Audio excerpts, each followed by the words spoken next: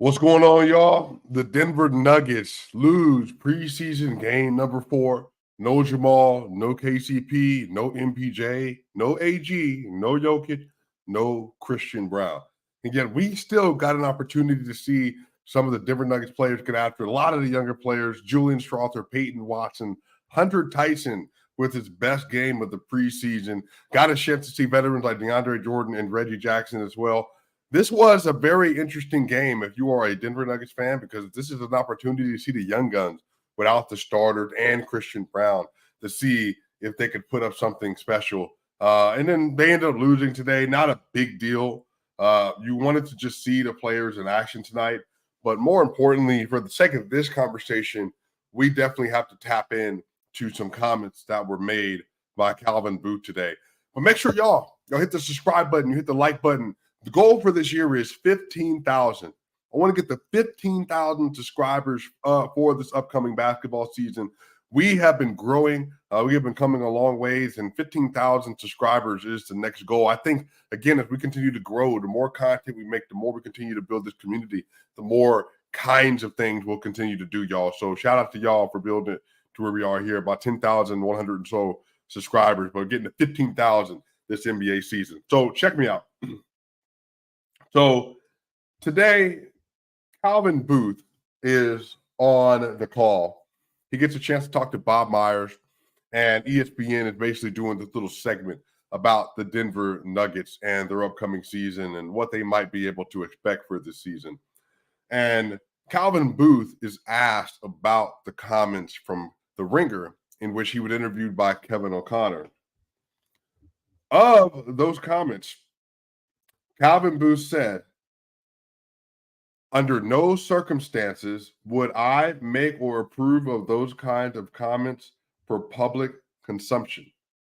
It's not my character as a person or executive, and I think it's an unfair characterization of Michael and Bones. I think Bones is a great kid, has a bright future ahead of him, a charismatic player in our game, and obviously Michael is a core piece of our program with his character and offensive and defensive prowess. So I think that it was unfair for those things to be put out there, and hopefully doesn't happen in the future." Now, the reason I wanted to talk about this and talk about the game here in a little bit, because for me, culture is everything. Culture is everything. The tone is everything. The way players feel is everything. The way the coaches feel is everything. And the way the front office goes about this business is everything. This is the first misstep of Calvin Booth's career, I would argue. And the reason I say that is because even if he did not, as he specified, mean for his comments about MPJ and Bones as me guys, or even if he didn't mean for his comments about Bruce Brown and Peyton Watson, when he said Peyton Watson that he's basically a better version of everything Bruce Brown's is, even if he didn't mean for those comments to get out, the fact of the matter is he met with Kevin O'Connor.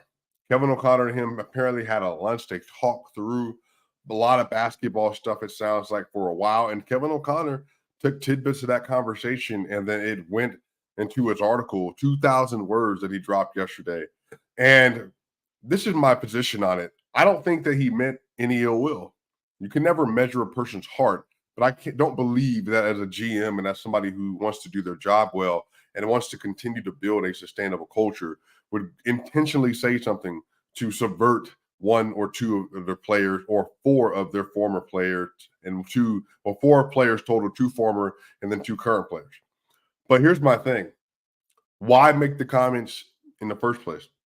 Why say them to an NBA writer in the first place? Kevin O'Connor is very good at what he does, but he's also in the business of writing and communication.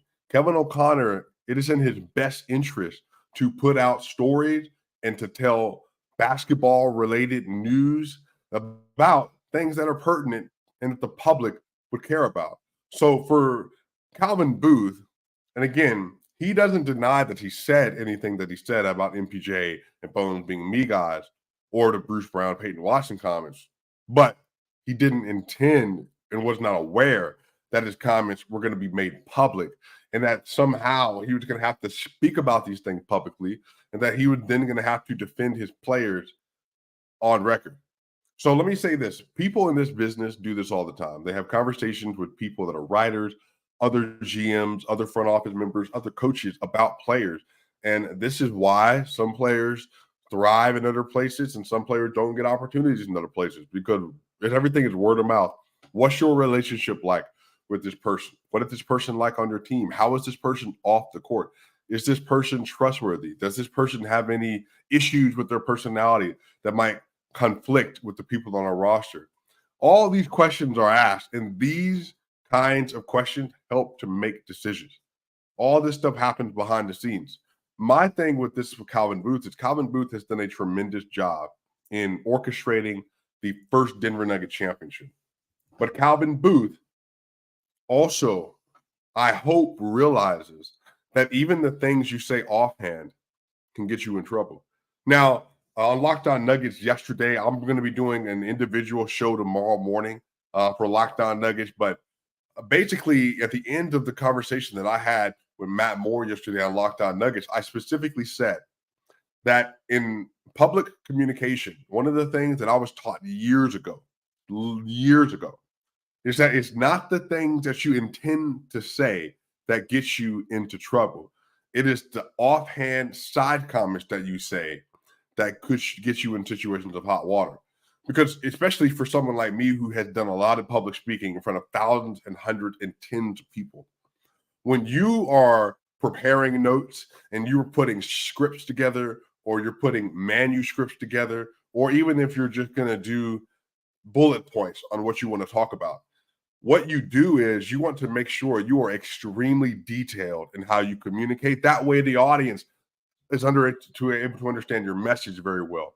And that way you tell them what you're going to tell them what you want to tell them, and then tell them what you told them. That was something I learned like in 2008, 9.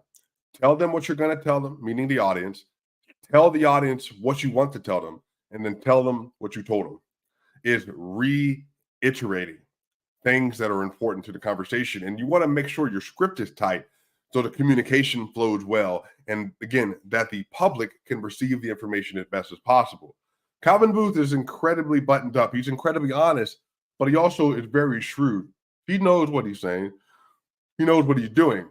But Calvin Booth obviously felt that he was in a situation with someone that he could speak off the record and make offhand comments toward, and that this person would understand either verbally by saying beforehand that this is off the record, or on the other end of that, assuming that this writer would hear things like, we didn't need more than 2 me guys on our roster. Or maybe hearing that Peyton Watson is a better version than Bruce Brown. So buyer beware for other NBA rivals trying to take Bruce Brown off of our roster. I think all of that stuff happening is an indication that Calvin Booth felt like he was in a different kind of situation and doing a different kind of interview. And what happened is now is bred into something else. And I don't know how big of a deal this is. I imagine that they'll ask, we will have a chance to ask Michael Porter Jr. about his feelings around the comments. But what I'll say is that this puts a little bit of gray into an otherwise very sunny sky. And not that this can deter anything. It's not that it can't. I don't think it will.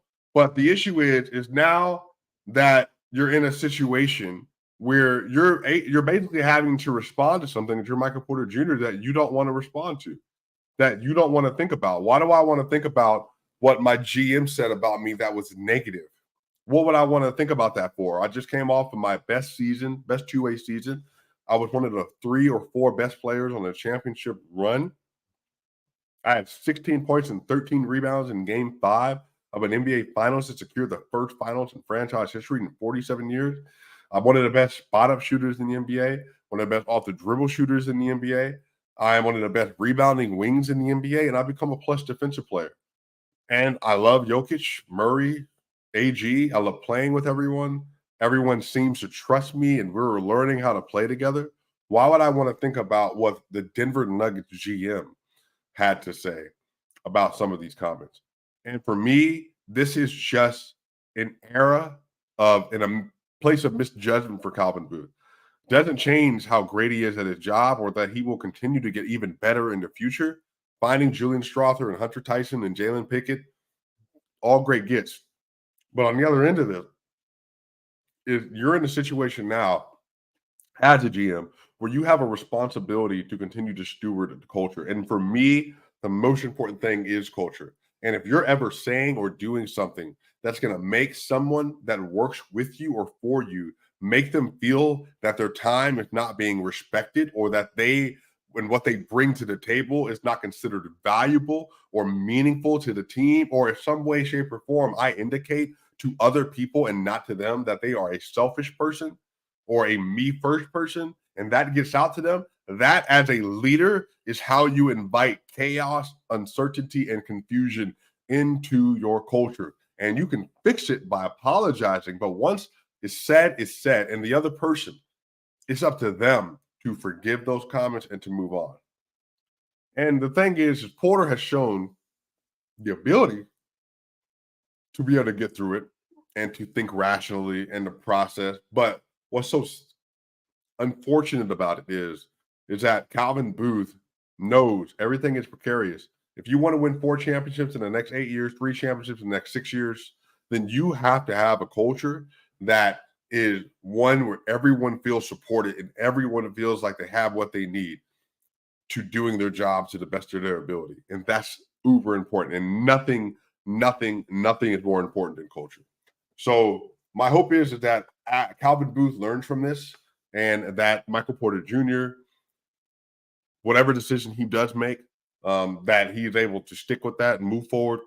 The team is able to stick with that and move forward, because we just don't need any smoke around this program, because the program is already doing so well because people feel like they're a part of something special. And you don't want to do anything to diminish someone's feeling when things are going well, because you want them to know that they're supported. Even when things are bad, we support you. And especially since now things are so good, your place in all of this is extremely important. And we could never replace that even. So I think that's a lot of this is Michael Porter Jr. is one of the 4 core pillars of this program. And I think Michael Malone is the 5th, with AG, Jamal Murray, and Nikola Jokic. But if that's the case, then you ought to be respected as such. And so this comments came off as disrespectful. And so hopefully, again, everybody moves forward with an understanding, and a level of understanding can be achieved. Again, the Nuggets lose 116 to 103 tonight. No big deal. Just losing another preseason game. Starter did not play. Christian Brown obviously did not play. And then they play again in 2 days as well. But tonight, Peyton Watson, 11 points, 2 rebounds, 3 assists, 5 of 15. Julian Strother, only 12 points today, 3 of 11 shooting, and 2 of 7 from 3. Reggie Jackson, 15 and 3 on 6 of 12 from the field. DeAndre Jordan, 8, 9, and 4 tonight. Good game. Justin Holiday, 3-1 and 1 on 1 of 6. Hunter Tyson, 19 points, 4 rebounds, 2 assists, 6 of 12, 3 of 7 from the field. So this is what I'll say. The bench, the young assets, they look really good. The young players, they look really good. I'm not super sold on to the Justin Holiday yet, just because I don't know what he does at a high level yet. High level defender, I hope. Passer, no. Shooter, no. It's just going to be one of those things where it's like, we definitely are going to enjoy having him on the roster as a veteran and as a spot player, but that's just not somebody yet that I see that getting consistent playing time at this point. And I even said, I noted to someone earlier that if the Nuggets don't feel comfortable with Reggie Jackson, I would much rather just play 4 wings with Zeke, with Peyton Watson, Christian Brown, Zeke Naji, and then Justin Holiday, and then Julian Strother. It's basically 5 wings in and a big. But with 4 wings and a big, or just 5 wings, however you want to think of Zeke Naji, 4 wings and a big, because if your best players are not backup point guards, then I'm not going to force it. Jamal Murray can be the secondary point guard for the bench, and then Aaron Gordon could enough that he can be a point guard in terms of getting you in and out of sets. Then you got Nikola Jokic, And then Julian Strother and Christian Brown, they're both players that I think that have enough capabilities to be dribblers and stuff with the bench, especially getting in and out of sets. So, yeah, right now, that backup point guard spot, Reggie Jackson, he had a decent game tonight, but I just don't love yet his game. But again, if he gets back to that 2020, 2021 level, very viable backup point guard. But it's just really everybody getting comfortable with the system, everybody getting comfortable with what they're supposed to be doing, with the kind of basketball that Denver Nuggets play. But yeah, the Denver Nuggets, they have one more preseason game. They play on, what is that, Thursday? And then they play the LA Lakers next Tuesday for the season opener, y'all. But let me know what y'all think about Calvin Booth's comments. How did they make you feel today watching the game? What do you think about what you saw from the bench today and basically the Denver Nuggets without their top 6 players on the roster? But Swipe It Gang, hit that subscribe button, the like button. I will see y'all on the other side.